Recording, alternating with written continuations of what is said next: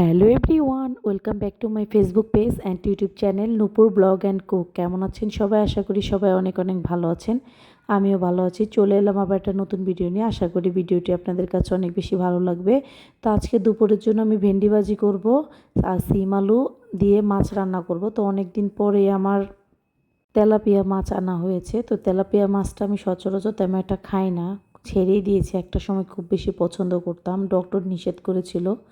তারপর চিন্তা করলাম অনেক দিনই তো হয়েছে, প্রায় অনেক দিনই খাওয়া হয় না, তো এনে দেখি। তো তেলাপিয়া মাছের টেস্টটা আমার অনেক বেশি ভালো লাগে। তো চিন্তা করলাম আনি, এনে একটু খাই। তো বেশি আনি নে, একটা বড় সাইজের তেলাপিয়া মাছ এনেছি। তো এই যে এখন চুলাতে সিম আলু দিয়ে মশলাটা দিয়ে ভালোভাবে কষাচ্ছি। আর এর মধ্যে বলে রাখছি, যারা ইউটিউব চ্যানেল থেকে এই মুহূর্তে আমার ভিডিওটি দেখছেন, প্লিজ আমার ইউটিউব চ্যানেলটি সাবস্ক্রাইব করে দিবেন আর সাথে থাকা বেল আইকনটি ক্লিক করে দিবেন, যাতে করে আমি নতুন কোনো ভিডিও আপলোড করলে আপনাদের কাছে সাথে সাথে নোটিফিকেশন পৌঁছে যায়, আমার চ্যানেলে ভিডিওটা আপনারা দেখে নিতে পারেন। যারা ফেসবুক পেজ থেকে এই মুহূর্তে আমার ভিডিওটি দেখছেন, প্লিজ আমার ফেসবুক পেজটা একটা ফলো দিয়ে যাবেন, লাইক কমেন্ট শেয়ার করতে ভুলবেন না পরিবার ও বন্ধু বান্ধবের সাথে। আমার ফেসবুক পেজ আর ইউটিউব চ্যানেল নাম একই, নূপুর ব্লগ অ্যান্ড কুক, আপনাদের সুবিধার্থের জন্য বলে দিয়েছি। কে কোথায় থেকে আমার ভিডিও দেখছেন, নিয়মিত দেখছেন কিনা অবশ্যই জানাতে ভুলবেন না।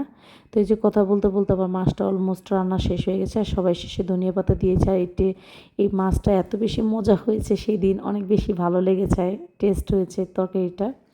তো এই তো আমার একটা শেষ মাছ রান্নাটা। এখন আরেকটা কড়াইয়ের মধ্যে প্রথমে পেঁয়াজ দিয়ে দিচ্ছি, তারপর সবার শেষে পেঁয়াজটা একটু হালকা ভাজি হয়ে আসলে তারপর এর মধ্যে ভেন্ডিগুলো দিয়ে দিব, কাঁচামরিচ দিচ্ছি। এখন ভেন্ডিগুলো দিয়ে তারপর লবণ দিয়ে নাড়াচাড়া করব।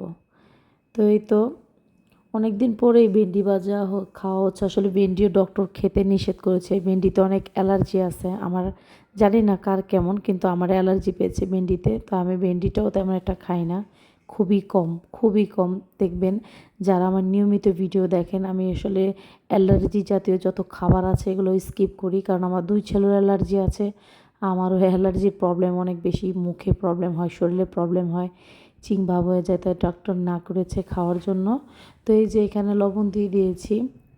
অনেক দিন পরে তেলাপিয়া মাছটা আনা হয়েছে, যারা ভিডিও দেখেন সবাই তো জানেন আমি আসলে তেলাপিয়া মাছটা তেমন একটা এখন আনি না, এক সময় এনে খেতাম, এখন আর খাওয়া হয় না। তো এই যে ভাজিটা ভাজা শেষ, একটু উঁচু করে রেখেছি যাতে তেলটা নিচে পড়ে যায়। তারপরে যে সন্ধ্যায় ছেলের জন্য এখানে ডিম চিতই এনেছি। বড় ছেলে বলে ওর নাকি ডিম চিতই খাবে, আর আমার জন্য আমি নর্মাল চিতই পিঠা এনেছি। শীতে আসলে একটু পিঠা পার্বণটা একটু বেশি, অনেক অনেক বেশি পিঠা খাওয়া হয়। তো আমি ভর্তা দিয়ে খাচ্ছি আর ও এমনিই খাচ্ছে। তো আজকের ভিডিওটি এ পর্যন্তই। Thank you for watching my video.